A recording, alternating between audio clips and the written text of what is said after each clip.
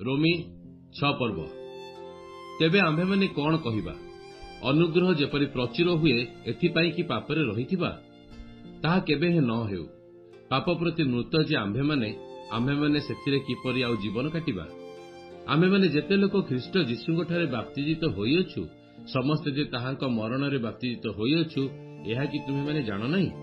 ଅତଏବ ଆମ୍ଭେମାନେ ବାପ୍ତିସ୍ମ ଦ୍ୱାରା ମରଣରେ ତାହାଙ୍କ ସହିତ ସମାଧିପ୍ରାପ୍ତ ହୋଇଅଛୁ, ଯେପରି ଖ୍ରୀଷ୍ଟ ପିତାଙ୍କ ଗୌରବ ଦ୍ୱାରା ମୃତମାନଙ୍କ ମଧ୍ୟରୁ ଯେଉଁ ପ୍ରକାର ଉତ୍ଥାପିତ ହେଲେ, ଆମ୍ଭେମାନେ ମଧ୍ୟ ସେହି ପ୍ରକାର ଜୀବନର ନୂତନ ଭାବରେ ଆଚରଣ କରୁ।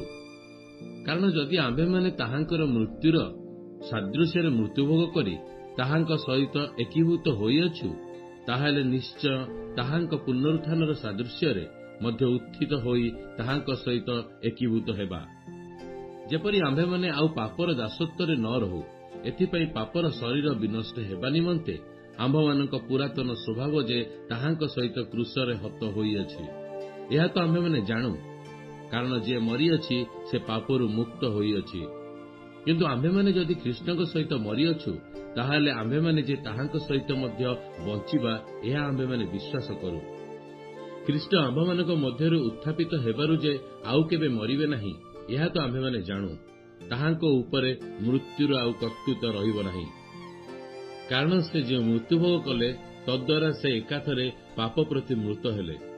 କିନ୍ତୁ ସେ ଯେଉଁ ଜୀବନରେ ଜୀବିତ, ସେଥିରେ ସେ ଈଶ୍ୱରଙ୍କ ପ୍ରତି ଜୀବିତ ଅଟନ୍ତି। ସେହି ପ୍ରକାରେ ତୁମ୍ଭେମାନେ ମଧ୍ୟ ଆପଣା ଆପଣା ପାପ ପ୍ରତି ମୃତ, କିନ୍ତୁ ଖ୍ରୀଷ୍ଟ ଯୀଶୁଙ୍କ ସହଭାଗିତାରେ ଥାଇ ଈଶ୍ୱରଙ୍କ ପ୍ରତି ଜୀବିତ ବୋଲି ଗଣନା କର। ଅତଏବ ପାପ ତୁମ୍ଭମାନଙ୍କର ମର୍ତ୍ତ୍ୟ ଶରୀରରେ ରାଜତ୍ୱ ନ କରୁ। ତା କଲେ ତୁମ୍ଭେମାନେ ସେଥିର କୁଅଭିଳାଷ ଗୁଡ଼ିକର ବଶବର୍ତ୍ତୀ ହେବ। କିମ୍ବା ଆପଣା ଆପଣାର ଅଙ୍ଗ ପ୍ରତ୍ୟଙ୍ଗକୁ ଅଧାର୍ମିକତାର ଅସ୍ତ୍ର ରୂପେ ପାପ ନିକଟରେ ସମର୍ପଣ କର ନାହିଁ, କିନ୍ତୁ ମୃତମାନଙ୍କ ମଧ୍ୟରୁ ଜୀବିତ ହେଲା ପରି ଆପଣା ଆପଣାକୁ ଈଶ୍ୱରଙ୍କ ନିକଟରେ ସମର୍ପଣ କର। ପୁଣି ଆପଣା ଆପଣା ଅଙ୍ଗ ପ୍ରତ୍ୟଙ୍ଗକୁ ଧାର୍ମିକତାର ଅସ୍ତ୍ର ରୂପେ ଈଶ୍ୱରଙ୍କ ନିକଟରେ ସମର୍ପଣ କର।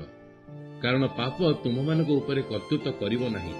ଯେଣୁ ତୁମେମାନେ ବ୍ୟବସ୍ଥାର ଅଧୀନ ନୁହଁ, ମାତ୍ର ଅନୁଗ୍ରହର ଅଧୀନ ଅଟ। ତେବେ କଣ, ଆମ୍ଭେମାନେ ଯେ ବ୍ୟବସ୍ଥାର ଅଧୀନ ନହୁ, ମାତ୍ର ଅନୁଗ୍ରହର ଅଧୀନ ଅଟୁ, ଏଥି ନିମନ୍ତେ କି ପାପ କରିବା? ତାହା କେବେ ନ ହେଉ। ମୃତ୍ୟୁଜନକ ପାପ କିମ୍ବା ଧାର୍ମିକତା ଜନକ ଆଜ୍ଞାବହତା, ଏହା ମଧ୍ୟରୁ ଯାହା ନିକଟରେ ତୁମ୍ଭେମାନେ ଆଜ୍ଞାବହ ହେବା ନିମନ୍ତେ ଆପଣା ଆପଣାକୁ ଦାସ ରୂପେ ସମର୍ପଣ କର। ଅର୍ଥାତ୍ ଯାହାର ଆଜ୍ଞା ପାଳନ କର, ତାହାର ଯେ ତୁମ୍ଭେମାନେ ଦାସ ଅଟ, ଏହା କଣ ଜାଣ ନାହିଁ? କିନ୍ତୁ ଈଶ୍ୱରଙ୍କର ଧନ୍ୟବାଦ ହେଉ ଯେ ତୁମ୍ଭେମାନେ ଯେଉଁମାନେ କି ପୂର୍ବରେ ପାପର ଦାସ ଥିଲ, ଏବେ ଯେଉଁ ଶିକ୍ଷାର ଆଦର୍ଶ ନିକଟରେ ସମର୍ପିତ ହୋଇଅଛ, ହୃଦୟର ସହ ସେଥିର ଆଜ୍ଞାବହ ହୋଇଅଛ। ପୁଣି ପାପରୁ ମୁକ୍ତ ହୋଇ ଧାର୍ମିକତାର ଦାସ ହୋଇଅଛ। ତୁମ୍ଭମାନଙ୍କର ମାନବୀୟ ଦୁର୍ବଳତା ହେତୁ ମୁଁ ମନୁଷ୍ୟ ଭାବରେ କହୁଅଛି। ତୁମ୍ଭେମାନେ ଯେପରି ଅଧର୍ମ ନିମନ୍ତେ ଆପଣା ଆପଣା ଅଙ୍ଗ ପ୍ରତ୍ୟଙ୍ଗକୁ ଅଶୁଚିତା ଓ ଅଧର୍ମ ନିକଟରେ ଦାସ ରୂପେ ସମର୍ପଣ କରିଥିଲ, ସେହିପରି ଏବେ ଆପଣା ଆପଣା ଅଙ୍ଗ ପ୍ରତ୍ୟଙ୍ଗକୁ ପବିତ୍ରତା ନିମନ୍ତେ ଧାର୍ମିକତା ନିକଟରେ ଦାସ ରୂପେ ସମର୍ପଣ କର।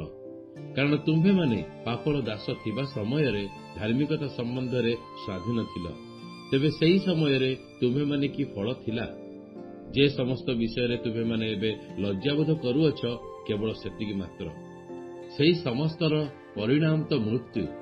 କିନ୍ତୁ ଏବେ ପାପର ଅଧୀନରୁ ମୁକ୍ତ ହୋଇ ଈଶ୍ୱରଙ୍କ ଦାସ ହେବାରୁ ତୁମ୍ଭେମାନେ ପବିତ୍ରତା ଉଦ୍ଦେଶ୍ୟରେ ଫଳ ପାଉଅଛ, ଆଉ ଏଥିର ପରିଣାମ ଅନନ୍ତ ଜୀବନ। କାରଣ ପାପର ବେତନ ମୃତ୍ୟୁ, କିନ୍ତୁ ଈଶ୍ୱରଙ୍କ ଅନୁଗ୍ରହ ଦାନ ଆମ୍ଭମାନଙ୍କ ପ୍ରଭୁ ଯୀଶୁ ଖ୍ରୀଷ୍ଟଙ୍କ ସହଭାଗିତାରେ ଅନନ୍ତ ଜୀବନ ଅଟେ।